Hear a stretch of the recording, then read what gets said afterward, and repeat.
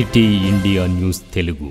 గౌరవ ముఖ్యమంత్రి గారు పాలమూరు ముద్దుబిడ్డ రేవంత్ రెడ్డి గారి నాయకత్వంలో రాష్ట్రం మొత్తంలో జరుగుతున్నటువంటి అభివృద్ధి కార్యక్రమాలు, సంక్షేమ కార్యక్రమాలతో పాటు మహబూబ్ నగర్కు ప్రత్యేకంగా వస్తున్నటువంటి నిధులు, జరుగుతున్నటువంటి అభివృద్ధిని చూసి మరియు స్థానిక శాసనసభ్యులు పాలమూరు విద్యా ప్రగతి ప్రదాత శ్రీ ఎన్ఎం శ్రీనివాస్ రెడ్డి గారు చేస్తున్నటువంటి ఒక ప్రత్యేకమైనటువంటి ఆలోచన, వారి ఆలోచనల ద్వారా ఉద్భవిస్తున్నటువంటి వినూత్నమైనటువంటి అభివృద్ధి, సంక్షేమ మరియు విద్యకు సంబంధించినటువంటి కార్యక్రమాలను చూసి ఈ అన్ని ఫలాలను అనుభవిస్తున్నటువంటి మహబూబ్నగర్ ప్రజలు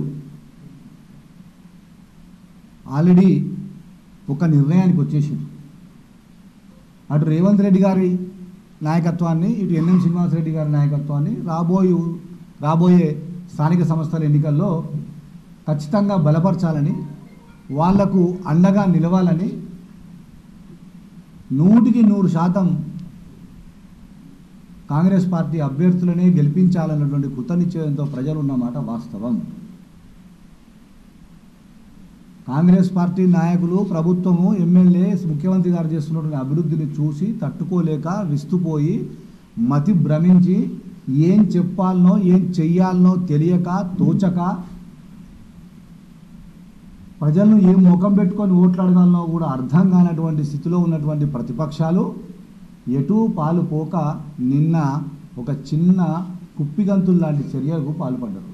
అధికారుల దగ్గరికి పోయి మహబూబ్ నగర్ కార్పొరేషన్ 60 డివిజన్లుగా సబ్ డివిజన్ చేసే క్రమంలో, రీఆర్గనైజ్ చేసే క్రమంలో అశాస్త్రీయంగా ఉందని, ప్రభుత్వ విధి విధానాలకు వ్యతిరేకంగా ఉందని చెప్పి ప్రతిపక్ష నాయకులు, కొంత మున్సిపల్ రాజకీయాల్లో అనుభవం ఉన్నటువంటి వాళ్ళు కూడా ఈ రకంగా మాట్లాడడం జరిగింది. దాన్ని అధికార పార్టీగా అనుకోండి, లేక ప్రజా జీవితంలో 30-35 సంవత్సరాలుగా ఉన్నటువంటి అనుభవంతో నేను చెప్తా ఉన్నా, ఆ నిన్నటి ప్రతిపక్షాల చర్యను తీవ్రంగా ఖండిస్తూ ఉన్నాం. అది వాళ్ళ చేతగానితనానికి నిదర్శనం. ఇవాళ నేను మాట్లాడినటువంటి భాజపాకు చెందినటువంటి నాయకులు కావచ్చు, ఇంకెవరైనా కావచ్చు, ఇవాళ నేను ప్రజలకు ఈ ప్రెస్ మీట్ ద్వారా మహబూబ్ నగర్ పట్టణ ప్రజలకు ముఖ్యంగా తెలియజేయదలుచుకున్నా, ఈ ప్రతిపక్షాల గుట్టు విప్పదలుచుకున్నా. మహబూబ్ నగర్ ఓటరు మహాశయులారా, అర్థం చేసుకోవాలి.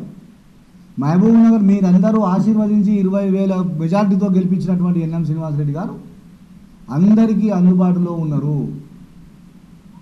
క్యాంప్ ఆఫీస్లో వచ్చినటువంటి ప్రతి ఒక్కరిని కలుస్తూ ఉన్నారు. ఈ పార్టీ ఆ పార్టీ అనకుండా మా కాంగ్రెస్ నాయకులకు గిట్టని వాళ్ళు, నచ్చని వాళ్ళు ఉంటే కూడా, వేరే పార్టీ వాళ్ళు వస్తే కూడా మేమే పక్కకు జరిగి ఇల్లండి, కలవండి ఎమ్మెల్యే గారు అని చెప్తా ఉన్నాం. ఇది నిజమైనటువంటి స్వచ్ఛమైనటువంటి ప్రజాపాలన కొనసాగిస్తుంది మహబూబ్నగర్లో ఎన్ఎం శ్రీనివాస్ రెడ్డి గారి నాయకత్వం. నిన్న మాట్లాడినటువంటి భాజపా నాయకులు కూడా అసంఖ్యాకమైన సమయంలో ఎమ్మెల్యే గారిని కలవడం, ప్రజా సమస్యలు చెప్పడం జరిగింది. దానికి వారి అంతరాత్మనే సాక్ష్యం. కాకపోతే ఏంటంటే ఎట్లా బద్నాం చేయాలి ఈ కాంగ్రెస్ ఓటు బ్యాంకును, వన్ సైడ్ 60 సీట్లకు 60 సీట్లు 100% గెలవబోతున్నటువంటి కాంగ్రెస్ను ఎట్లా డ్యామేజ్ చేయాలనే ఒక ఆలోచన తప్పితే ఈ ప్రతిపక్షాలకు వాళ్ళు గెలవడానికి ఏం చేయాలన్న ఆలోచన లేదు. జీవో ప్రకారమే అధికారులు చేస్తూ ఉన్నారు. ఒకవేళ ఎక్కడైనా ఏమైనా పొరపాటు జరిగితే గ్రీవియన్సెస్ కంప్లైంట్ ఇవ్వడానికి నిన్నటిదాకా సమయం ఉండింది. ఆ ఫిర్యాదులు మీరు ఇచ్చిండ్రు. ఇచ్చిన తర్వాత వాళ్ళు ఏం చేస్తారో మళ్ళీ ఫైనల్ లిస్టు వాళ్ళు కలెక్టర్ గారికి, అధికారులకు పెట్టే వరకు వేచి చూడాలి. కానీ వేచి చూడకుండా ఇదే ప్రతిపక్షాల నాయకులు వాళ్ళకు నిజంగా గ్రీవియన్స్ ఉంటే, నిజంగా వాళ్ళకి ఎక్కడైనా ఇబ్బంది ఉంటే ఎమ్మెల్యే గారి దృష్టికి, కలెక్టర్ గారి దృష్టికి తీసుకురావాలి. ఆ పని చేయకుండా మీడియా ద్వారా, పత్రికల ద్వారా ప్రజలను కన్ఫ్యూజ్ చేసి అధికార పార్టీ వాళ్ళు ఏదో అక్రమాలు చేస్తున్నట్టుగా ప్రజలకు క్రియేట్ చేసే ప్రయత్నం చేసారు తప్ప ఇంకోటి కాదని అర్థం చేసుకోవాల్సిందిగా మహబూబ్నగర్ పట్టణ ప్రజల విజ్ఞప్తి చేస్తూ ఉన్నా. ఇవాళ మహబూబ్నగర్ అన్నది రాయచూర్ రోడ్ డివైడ్ చేస్తుంది మహబూబ్నగర్ 2 భాగాలు. న్యాచురల్ బౌండరీస్ అంటే నైసర్గికంగా ఇది ఒక రోడ్డు, ఆ తర్వాత పెద్ద పెద్ద నాలాలు. ఇప్పుడు మన దగ్గర హరారా ఫంక్షన్ హాల్ దగ్గర ఒక నాలా, కొమ్ముగేడు దగ్గర ఒక నాలా, ఇట్లా నాలాలు, ఇవన్నీ న్యాచురల్ బౌండరీస్ ఉంటే వాటన్నింటినీ చూసుకొని అధికారులు చట్టం ప్రకారం, జీవో ప్రకారం చేస్తారు. ఒకవేళ ఎక్కడైనా అటు ఇటు అయితే కూడా చెప్పాలి. జీవోలో వెసులుబాటు ఉంది, 10% ఇటు అటు ఉండొచ్చు అని.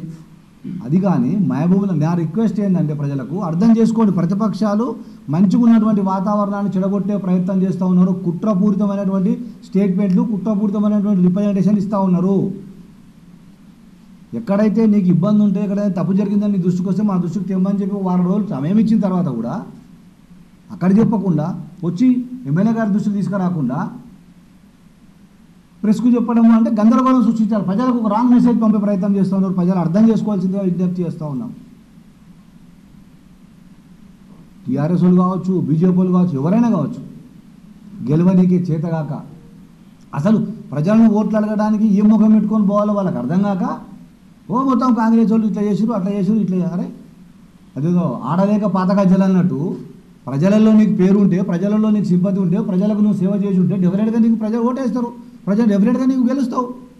అది వదిలిపెట్టి ఆడలేక పాతగజ్జలు అన్నట్టుగా వాళ్ళు ఇక్కడ చేసారు, అక్కడ చేసారు, ఈ ఓట్లు ఆడుండాలి, గతంలో చూపించాలన్న చరిత్ర ముఖం వేడబెట్టుకుంటారు. గతంలో వాళ్ళు ఎట్లా ఉండే, రోడ్డుకి యువతలంతా ఒక వార్డు ఉంటే ఎక్కడో ఇంకో 3వ వార్డులో ఉన్నటువంటి 250 ఓట్లు హౌస్ నెంబర్లను తెచ్చి ఇక్కడ కలిపినటువంటి ఓటర్ లిస్టు రాలేదా గతంలో? అవన్నీ కంప్లైంట్ చేసి తీసేపించినాక కూడా ఇంకా కొన్ని మిలగలేదా? కనుక మహబూబ్నగర్ ప్రజలు విఘ్నులు, తెలివైనటువంటి వారు. ఈ ప్రతిపక్షాలు చేసే జిమ్మిక్కులకు ఏం మోసపోరు. మహబూబ్నగర్లో చాలా స్వచ్ఛమైనటువంటి, స్వేచ్ఛాపూరితమైనటువంటి పరిపాలన కొనసాగిస్తూ ఉన్నారు ఎన్ఎం శ్రీనివాసరెడ్డి గారు. ఒక్కసారి అసలు ప్రతిపక్షాలు ఈ చర్యకు, దీని వెనుక ఉన్నటువంటి కారణం ఏంటంటే కాంగ్రెస్ పార్టీ రేవంత్ రెడ్డి గారి నాయకత్వంలో చేస్తున్నటువంటి అభివృద్ధి. ఎన్ఎం శ్రీనివాసరెడ్డి గారు వినూత్నంగా, కొత్తగా వారు స్వతహాగా చేస్తున్నటువంటి ఆలోచనపూర్వకంగా ప్రజలు ఏదైతే సంతోషంగా ఉన్నారో దాన్ని జీర్ణించుకోలేక, ప్రజల ఆనందాన్ని, ప్రజల సంతోషాన్ని, ప్రజలు ఇన్ని ఫలాలు అనుభవిస్తుంటే దాన్ని చూసి ఓర్వలేకనే ప్రతిపక్షాలు కుట్ర చేస్తూ ఉన్నాయి.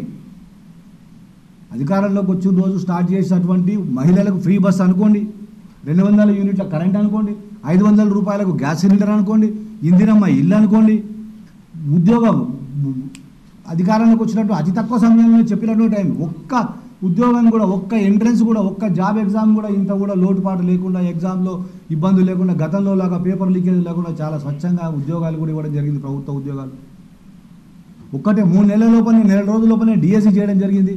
ఇవన్నీ చూసి తట్టుకోలేక రుణమాఫీ అనుకోండి, సన్నబియ్యం అనుకోండి, వీటన్నిటికన్నా ముఖ్యంగా స్వతంత్రం వచ్చిన తర్వాత ఈ రోజు వరకు కూడా మేము ఎంతమంది ఉన్నామో మాకేం కావాలో తెలియని స్థితిలో ఇవాళ ఈ దేశంలో ప్రజలందరూ ఉంటే, ఈ దేశంలోనే మొట్టమొదటిసారిగా రేవంత్ రెడ్డి గారి నాయకత్వంలో కాంగ్రెస్ పార్టీ అధికారంలోకి వచ్చిన తర్వాత ఇవాళ జనగణన ద్వారా కులగణన చేసి ఇవాళ బీసీలకు 42% రిజర్వేషన్ వచ్చింది. ఈరోజు కార్పొరేషన్లో 60 సీట్లలో 42% సీట్లు బీసీలకు పోతుంటే ఆ బీసీ ఓట్లన్నీ కాంగ్రెస్ పార్టీకి కుప్పగా వచ్చి పడుతుంటే చూసి తట్టుకోలేక దడుచుకొని భయపడి పిరికిపంద చర్యలో ఇవాళ కాంగ్రెస్ పార్టీని, అధికార పార్టీని బదనాం చేయడానికి వార్డుల విభజనను అడ్డం పెట్టుకొని మాట్లాడే ప్రయత్నం చేస్తూ ఉంది ప్రతిపక్షాలని ప్రజలు అర్థం చేసుకోవాల్సిందిగా సవినయంగా విజ్ఞప్తి చేస్తూ ఉన్నాం. బీసీలది ఒకటే కాదు, దాదాపుగా 30 ఏళ్ళకి వెళ్ళి తిప్పలు పడుతున్నాం. నేను కూడా ఎన్నో ఉద్యమాలు చేశాను ఏబిసిడి ఎస్సీ వర్గీకరణ కొరకు. ఆ ఎస్సీ వర్గీకరణ రాహుల్ గాంధీ గారి దిశానిర్దేశంలో ఇవాళ ఈ దేశంలోని సుప్రీం సర్వోన్నత న్యాయస్థానం ఆర్డర్ ఇచ్చిన వెంబడే ఈ దేశంలో అందరికన్నా ముందు ఎస్సీ వర్గీకరణ చేసినటువంటి గొప్ప పార్టీ కాంగ్రెస్ పార్టీ, గొప్ప నాయకుడు రేవంత్ రెడ్డి గారు. అదే రకంగా బీసీల బిడ్డలు, దళితుల బిడ్డలు, గిరిజనుల బిడ్డలు చదువుకునే హాస్టళ్లలో డైట్ ఛార్జీలు కానీ, తినడానికి కాస్మెటిక్ ఛార్జీలు కానీ పెంచి 4 అంచెలుగా పెంచి ఇవాళ ఆ విద్యార్థుల మొహాల్లో, ఆ విద్యార్థుల తల్లిదండ్రుల మొహాల్లో, జీవితాల్లో ఆనందం చూస్తున్నట్టు పరిస్థితి. చివరాఖరికి ఆ ఉచిత బస్సు ప్రయాణం దగ్గరికి వెళ్ళి నిన్నటి సన్నబియ్యం వరకు ఇవాళ సన్నబియ్యంతో ఎంత సంతోషంగా ఉన్నారు ప్రజలందరూ. ఇదంతా తట్టుకోలేక ఈ అన్ని